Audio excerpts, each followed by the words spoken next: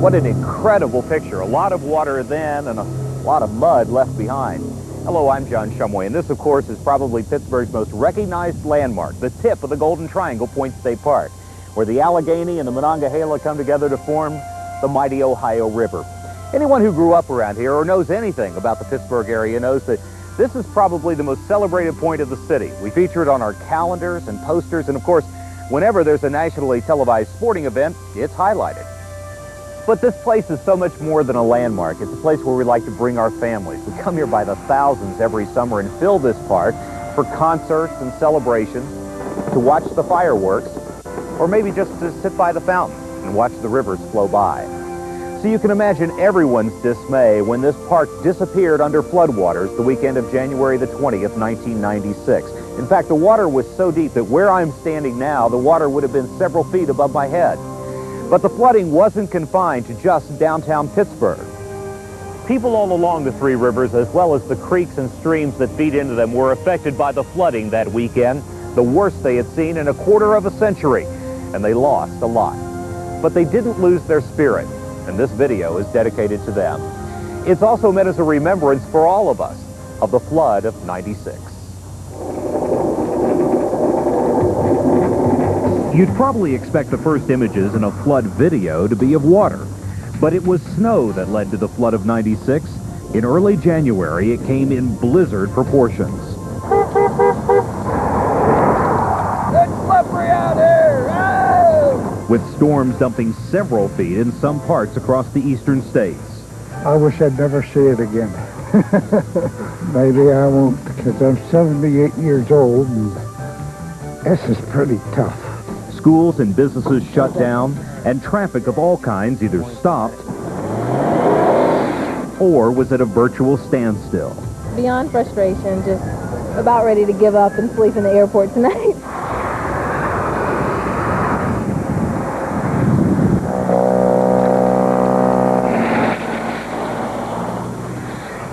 Hey Dave, we're going to go on 279, okay everybody?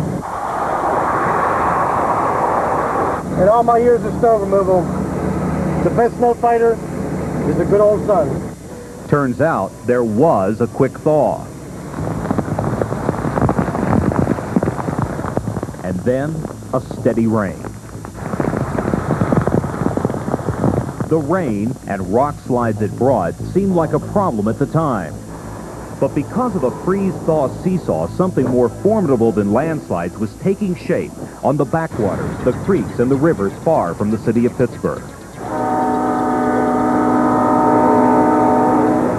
Lock operators were among the first to sound the alarm, especially since the Monongahela River looked like a frozen pond after someone took a sledgehammer to it. Is this considered a pretty big ice flow here? Yes, sir. I would classify it as a pretty big ice flow. We have ice approximately about 12 miles up the river. Still, the mighty Mon worked her way towards Pittsburgh, snaking through a narrow passage in the ice. About the flooding possibilities when something like this happens. Well, with warm weather and we're starting to run a little bit more water right now, there's always that possibility. The bad thing about the ice now, it's getting up on end. It's packing in solids here. In the other direction, the ice chunks may have been smaller, but the worries were just as big for people living along French Creek. This is the main course of the creek, which is plugged solid. It's going down to, there's like an opening. That is now the creek has changed its course. I'm worried because the firemen say they don't know which way it's going to go when it breaks loose. Right there's our fire pit. We have barbecues and stuff at it. It's underwater.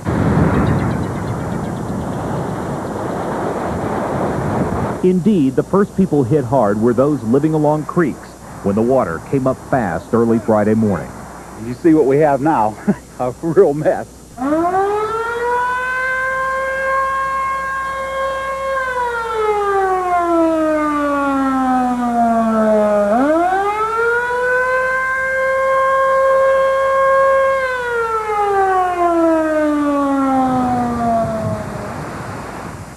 If you've driven along Route 30 in Westmoreland County, you've probably been tempted to stop and admire the picturesque Loyalhanna Creek. Well, this day, drivers were stopping for sure, but not by choice. can't get in the Legionnaire bar or 30, it's got about 2 feet of water on it. You want to turn around and go back on 30, okay? Don't try and brave any water that's too deep, though. If it gets too deep, don't go through it, okay? Shut down. Probably a good idea to get all this stuff down, right? Yes. When did it start getting bad? Well, we left for school this morning. We're teachers in Somerset County. And when we left for school at about 6:30, quarter till 7, we were barely able to get out. It was coming over the bridge both directions. Figured it's a good idea to get the provisions now because this supermarket, you don't know how long it'll be open. Right, and it's the only one in town, so we got to get our groceries and get home and see what happens.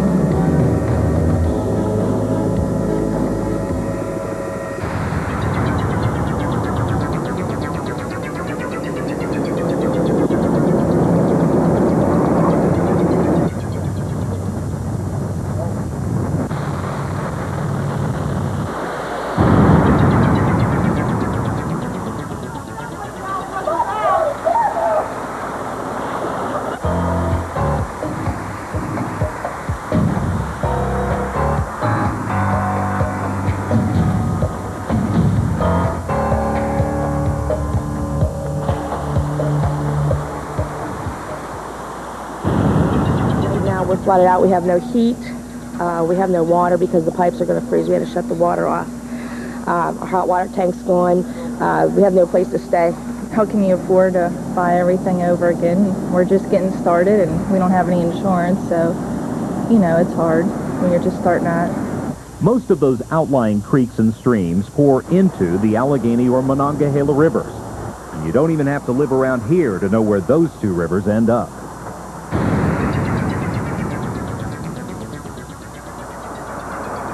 Friday afternoon, the Allegheny Wharf, one of two down by the river parking lots, inexpensive and popular with workers in downtown Pittsburgh.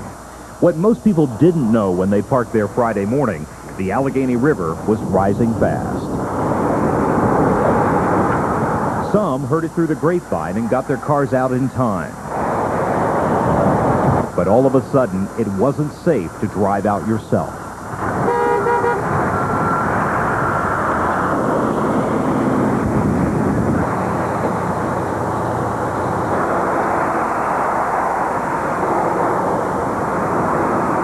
Before long, even a tow truck couldn't help. Somebody called and said, Bernie, are you parked down there?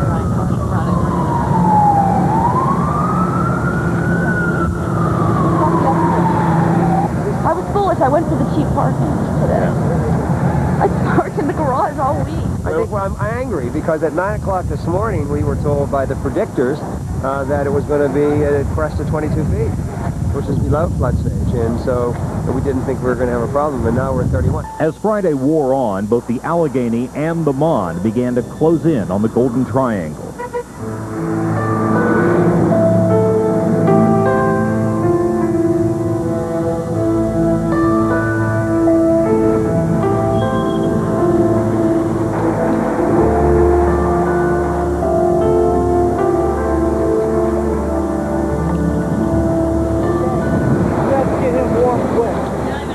Well, when I started across the bridge, I saw the water coming up pretty quick, and I ran across the bridge, and I said, well, maybe I can get it, and I went down towards the river and got up to my pant legs and said, I just can't do it. So as a precautionary measure, we have the whole museum staff working all night along with volunteers from the museum associates, and we are elevating everything inside of the building. We're above 28 already. Yes. During the last big flood, the water is at the top of this railing. So we're talking another couple of feet, and it will be inside the building. At your door. Right. It's not inside it, yeah. Right. People in downtown Pittsburgh weren't the only ones fighting against time that Friday night. There was trouble on the Youghiogheny River, too.